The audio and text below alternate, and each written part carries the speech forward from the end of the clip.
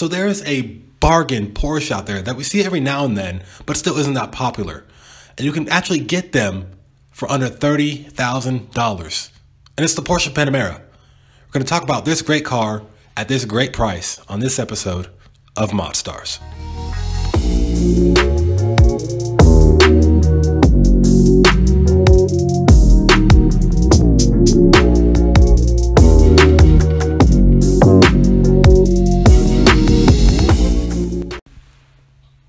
Hello everybody and welcome back to another episode of Mod Stars. I'm your host Z. Again, if you're new, welcome. Hope you like, subscribe, and share. If you're not new, welcome back. Hope you are subscribed. If you're not, please subscribe. There are literally thousands of you who've listened and watched my videos, and most of you aren't subscribed. So if you could do me a favor, please subscribe. If you don't, I'll be quiet. When you leave, I'll be talking again. Anyways, we're going to talk about the Porsche Panamera. And yes, this is a part of the sleeper series because it's a Porsche that people tend to ignore. When the Panamera came out, people were like, oh, why'd they make a wagon? That's weird. And even though they had the turbo model, even though it's quick, even quick to today's standards of car, no one really paid attention to it. And I think that's why a lot of these cars are at the price they're at. It's not that they have any problems, just that they're just not popular Porsche cars. It's interesting how we have the Panamera, the station wagon, and wagons have always been niche, right? Because you have the CTSV wagon, which is cool. They're very rare, but I appreciate them when I see them. You have the AMG wagons as well. And, the Dodge Magnum, of course. That's if you're into Mopar. And if I'm not mistaken, BMW did an M5 wagon a while back too. I want to say it was the V10, E60 or E90 or whatever that chassis was that they did. And rumor has it they're going to bring that back, but that's besides the point. I do find it interesting, though, how, Porsche can make so many good cars, including SUVs, that people appreciate. But for whatever reason, the Panamera is still that, the black sheep of the family, so to speak. Which is why, again, I think it's a sleeper. Because a lot of people still say, hey, it's not a real Porsche. Really? Turbocharged, four-wheel drive. More or less 500 horsepower, 11-second cars. Okay, bet, sure, whatever. I digress. Let's talk about specs. Here we go. So the weight of the 970 Panamera, anywhere from 3,900 pounds to a little over 4,500 pounds. Believe it or not, there's a 6-speed manual option. There's also the 7-speed PDK we know and love. And for hybrid and diesel options, I don't know if these were in the US at the time. And if they are, even better, there's an 8-speed Tiptronic. Now, today we're going to focus on the 4.8 liter V8 variants. So, the S and the 4S apparently made around 395 horsepower. 396 pound-feet of torque. The GTS made 424 horsepower, 384 pound-feet of torque. The Turbo, 493 horsepower and 516 pound-feet of torque. And the Turbo S, the car that a lot of people think they have, but they really just have the turbo. Or if you want to get one, this is the car that you get your money's worth out of, regardless of how much you spend on it. The Turbo S has 542 horsepower, 553 pound-feet of torque. With a Sport Chrono package, it accelerates even quicker. According to, of course, Wikipedia and Car and Driver and other sources, with launch control even. And I don't know where these tests were done on, so there's that. Take the numbers for what you want. 0 to 60 is 3.3 seconds. Quarter mile time is 11.5, and that's quick, even for today's standard car. And somehow, it's still able to manage about 28 miles per gallon on the highway, which is very cool. Now, going back to the Turbo S, they weren't as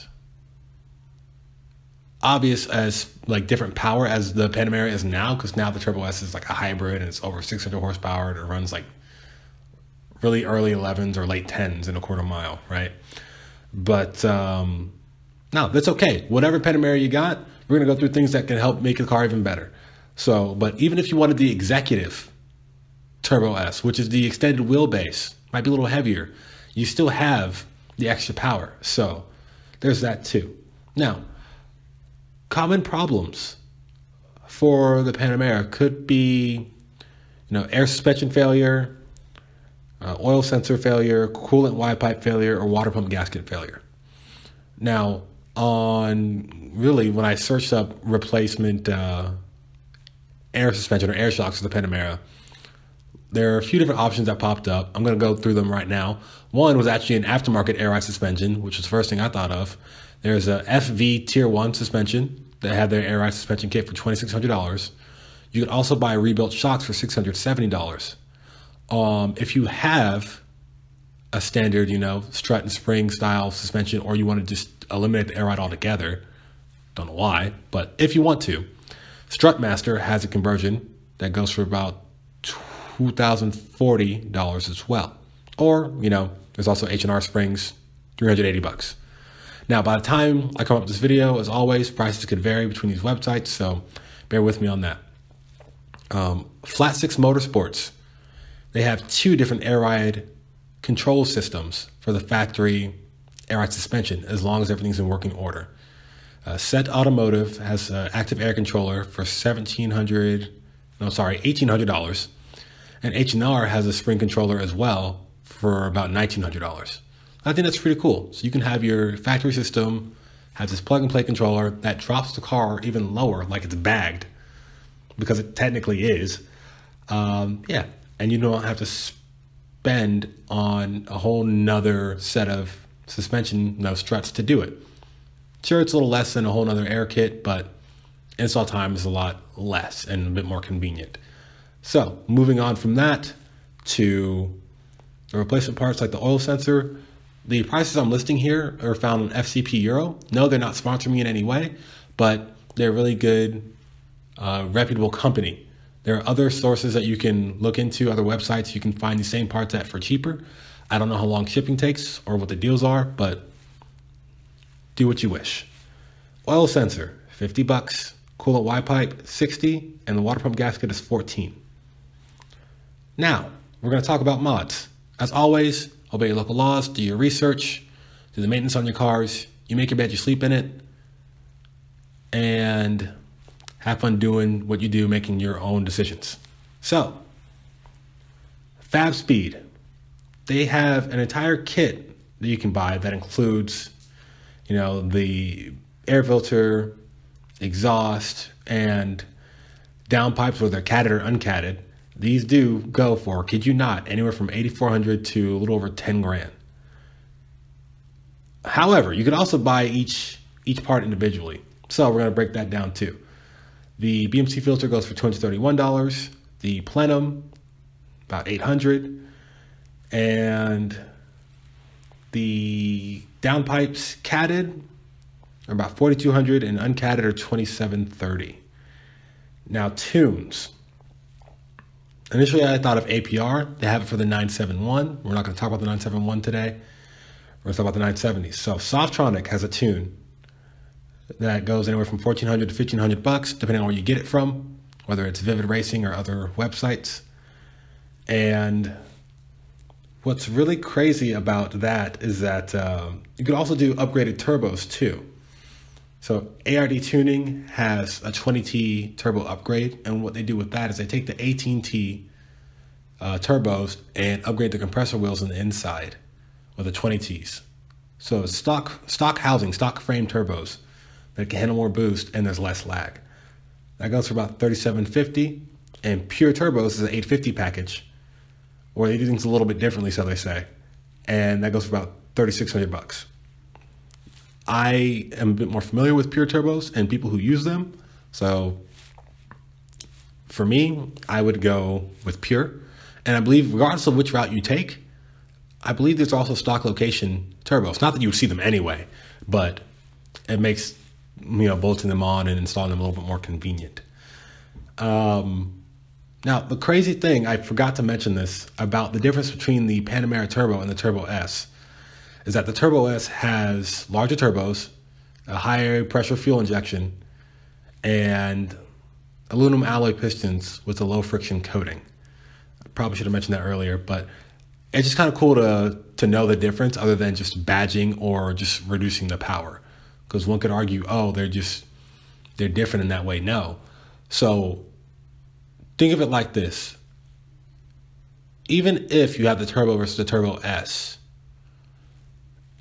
and the turbo has smaller turbos than the Turbo S variant does, even with these mods, that could mean that your turbo spool and you get into power quicker than the Turbo S Panamera does. And regardless, there's also a TCU tune, which is really cool, that FVD provides for about $1,500 again. It's the PDK tune. So all the weird little paddle shifting functions that the Panamera has, where on the right side the back paddle shifts down and the button shifts up and things like that, or even the way that you shift with the lever, it's counterintuitive to how you do it in any other car. So this tune basically reprograms all that, allows shifting to be quicker, downshifts as well, and changes the line pressure so the clutches in the PDK don't get worn out as have been rumored to do under normal driving. Apparently, the PDK at this time was not serviceable, and under normal driving conditions, it wasn't too aggressive to where it would shift properly as designed, apparently. So that would cause for premature wear potentially. But you don't really hear about that in Panameras or any Porsche for that matter. But if you were worried about it or you just wanted the car to be quicker, get a PDK tune. And yeah, that is literally it for this video, for this episode. Actually, no, it's not. A little bonus one here. Bonus mod, here we go. Snow Performance, water methanol injection, $380 too. So if I had this, not that you asked, but if I had a Panamera, I would do all this. I probably would even port and polish the heads if I were crazy enough. But even if I didn't, on pump gas, yeah, we're probably looking at a healthy 650 horsepower, maybe. And you may not even need upgraded turbos to hit that number or close to it. Whether it's the Turbo S or the Turbo, you could probably get really close to, over 6, just to keep it plain. Not too extreme, but to the max, maybe on Turbo S, maybe with the water methanol kit, yeah, probably closer to 650. And this thing already runs 11s. I imagine you're, if not at 11.1, I'd give it at least a 10.9. And that's pretty good for a car that weighs about, I don't know, closer to 5,000 pounds than anything. You have Hellcats and GTRs and other Porsches, honestly. Even Corvettes, especially the C8s now that are coming out soon, the Z06s. These are going to be some things that you might come across in a Panamera. And we don't really see many people drive Panameras in this way, though they were designed to, because it's still a Porsche at the end of the day. So let me know what you guys think. Would you get a Panamera, turbo or otherwise? What would you do with it? Do you have one? Do you like it? Do you enjoy it? Do you want to upgrade it versus buying a new car or a new Panamera? Thank you for watching. Thank you for listening. Like, subscribe, and share. Have a great day. Peace.